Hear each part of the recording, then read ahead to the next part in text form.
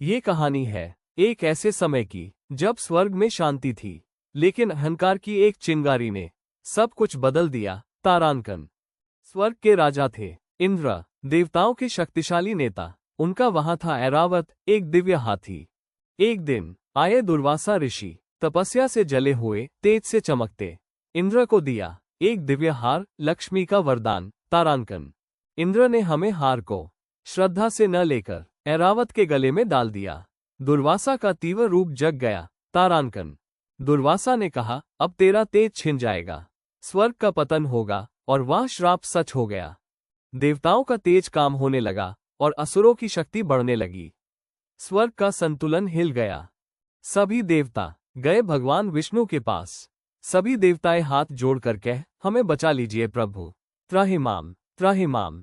समुद्र मंथन की आवश्यकता पर जोर देते हुए विष्णु ने कहा, केवल अमृत ही तुम्हें इस भयानक संकट से उबार सकता है। अपने उद्धार के लिए तुम्हें समुद्र का मंथन अवश्य करना होगा, तभी दिव्य अमृत प्राप्त होगा और तुम सुरक्षित होगे। जब देवताओं की शक्ति क्षीण होने लगी, तब ये दिव्य ज्ञान प्राप्त हुआ कि अकेले वे इस महान कार्य को पूर्ण नहीं कर पाएंगे। असुर शक्तियों का सहयोग अपरिहार्य था, जिसके लिए उनके बीच एक पवित्र समझौता हुआ। इसी से सृष्टि का संतुलन पुनः स्थापित हुआ और अमृत की प्राप्ति संभव हो सकी। यह आध्यात्मिक व्याख्या आपके वीडियो को गहरा अर्थ प्रदान करेगी। मंदराचल पर्वत को मथनी का डंडा बनाया गया और वासुकी नाग रस्सी बने। देवताओं ने वासुकी की पूंछ पकड़ी, जबकि असुरों ने उनके मुख को थामा। इस प्रकार महासागर का मंथन आरंभ हुआ। समुद्र मंथन के दौरान वासुकी के मुख से भयंकर हलाहल विष निकला। यह इतना शक्तिशाली जहर था जो पूरी सृष्टि को नष्ट कर सकता था। एक भयानक संकट जिसका सामना करना अनिवार्य था। देवताओं की रक्षा के लिए भगवान शिव ने विषपान किया। ये देख देवी पार्वती ने उनका कंठ दबाया, जिससे विष उनके गले में ही रुक गया और वे नीलकंठ कहलाए। ये घटना ब्रह्मांड के कल्याण का प्रतीक बन गई।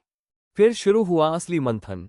सागर से अद्भुत रत्न निकले, कामधेनु, ऐरावत, कल्पवृक्ष, कौस्तुभ मणि और मनमोहक अप्सराएं। मानव प्रकृति ने स्वयं अपने सारे रहस्य खोल दिए हों। तब कमल पर विराजमान देवी लक्ष्मी का प्राकट्य हुआ। उन्होंने समस्त लोकों के स्वामी भगवान विष्णु को सहर्ष अपना जीवन साथी चुना, जिससे सृष्टि में प्रेम और समृद्धि का संचार हुआ। और फिर प्रकट हुआ सबसे बहुमूल्य पदार्थ, अमृत। इसे पाने के लिए देवताओं और असुरों के बीच भीषण युद्ध छिड़ गया, एक ऐसा महासंग्राम जिसने सृष्टि को हिला दिया। अमृत कलश जैसा ही समुद्र से निकला, असुरों ने उसे तुरंत अपने कब्जे में ले लिया। उनका लोभ चरम सीमा पर पहुंच गया था। देवता अत्यंत चिंतित हो उठे, क्योंकि अमृत उनके हाथों से फिसल चुका था। इस दुर्भाग्यपूर्ण घटना से स्वर्गलोक में एक बार फिर निराशा और अंधकार का साया मंडराने लगा। उनकी आशाएं धूमिल पड़ गईं और स्वर्गीय वातावरण में उदासी छा गई, मानो प्रकाश धीरे धीरे कम हो रहा हो। फिर प्रकट हुए स्वयं भगवान विष्णु, एक मनमोहक और अद्भुत रूप में, मोहिनी। उनके सौंदर्य में अद्भुत आकर्षण था और उनकी माया अद्वितीय थी। ये रूप सुंदरता और जादुई शक्ति का एक अलौकिक मिश्रण था, जिसने सभी को मोहित कर लेने की क्षमता रखी। दिव्य मोहिनी ने अपने अलौकिक सौंदर्य और सूक्ष्म बुद्धि से असुरों के अहंकार को वश में कर लिया।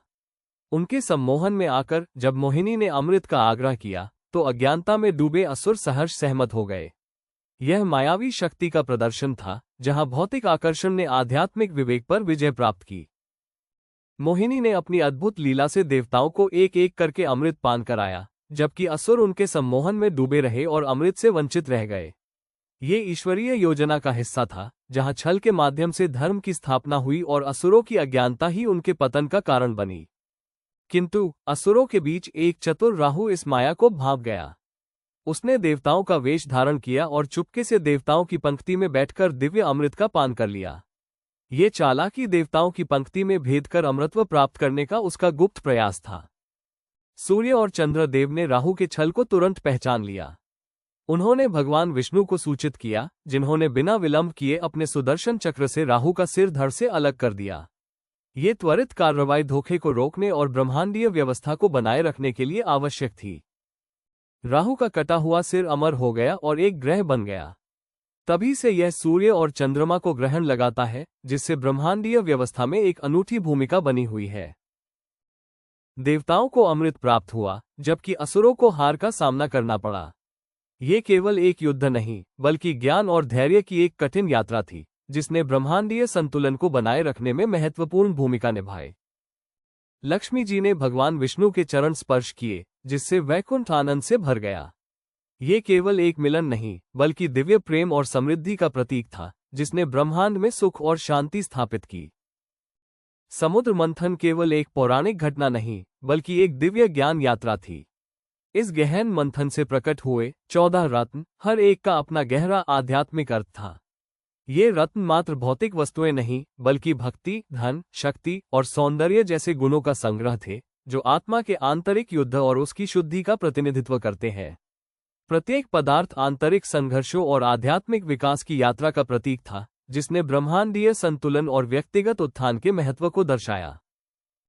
समुद्र मंथन केवल एक युद्ध नहीं था, यह आत्मा की एक आंतरिक यात्रा थी, जहां देव और असुर मन के ही रूप थे। समुद्र मंथन केवल युद्ध नहीं था, यह आत्मा की आंतरिक यात्रा थी, जहां देव और असुर मन के ही रूप थे। ये पंक्तियां जीवन के गहरे अर्थ को समझाती हैं। अमृत सिर्फ शरीर को नहीं, बल्कि पूरे जीवन को जागृत करता है। भगवान विष्णु ने हमें सिखाया है कि बिना संघर्ष या कष्ट के सच्चा कल्याण संभव नहीं है। इसीलिए अपने भीतर मंथन करना, यानी चुनौतियों का सामना करना और उनसे सीखना अत्यंत आवश्यक है। ये हमें ज्ञान और आत्म सुधार की ओर ले जाता है। भगवान शिव का नीलकंठ होना त्याग का सर्वोच्च प्रतीक है। ये दर्शाता है कि जगत के कल्याण के लिए विषपान, कठिनाइयों को सहना भी आवश्यक है। देवताओं की विजय उनके धैर्य और सही कर्मों का परिणाम थी, जबकि असुरों का पतन उनके अहंकार के कारण हुआ। ये कहानी केवल देवताओं और असुरों की नहीं, बल्कि हम सभी की आंतरिक यात्रा है। जब आप स्वयं को गहराई से समझेंगे, तब आपके भीतर का समुद्र शांत हो जाएगा और आप अपना सच्चा अमृत प्राप्त कर लेंगे। जीवन में ज्ञान, त्याग और भक्ति के मार्ग पर चलकर ही वास्तविक सुधार संभव है।